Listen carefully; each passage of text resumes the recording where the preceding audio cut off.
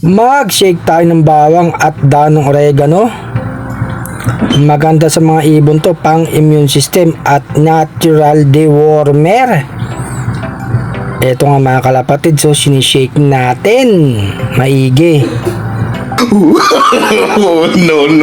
No. Ihalo natin sa tubig mga kalapatids. Ito ang ipapainom natin sa kanila pagkatapos nilang kumain. Maganda nga sa kalusugan nila to mga kalapatids. Bawang at dahon ng oregano. Ayan siya mga kalapatids, oh. Nakakahanda na ngayong pagkain at saka yung ipapainom natin. Eto mga kalapatids, kumakain na sila. Yung mga alaga natin. Ayan, oh. Tapos pati itong mga stock bird mga kalapatids.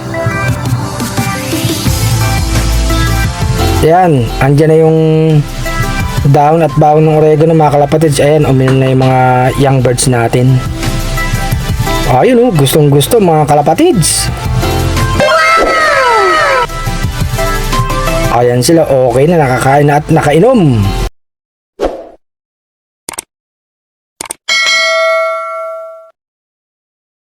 Nandito na naman yung dalawang ibon. Nasa loob na naman natin mga kalapatids. Ayan, oh. Ang ganda ng tambay nila. Nagpapaaraw pa mga kalapatids. Ewan ko kung kumain na tong dalawang ibon na to. Ayaw bumaba. Mukhang busog na to mga kalapatids. Pag gutom yan, bababa dito yan sa loob natin. No. Eto nga mga kalapatids, nagpapahinga na yung mga alaga natin, mga busog na. Nakainom na ng dahon ng oregano at bawang na hinalo sa tubig. Pang immune system. Eto nga si Arsulap mga kalapatids. Magandang araw sa inyo. Happy weekend. Happy flying.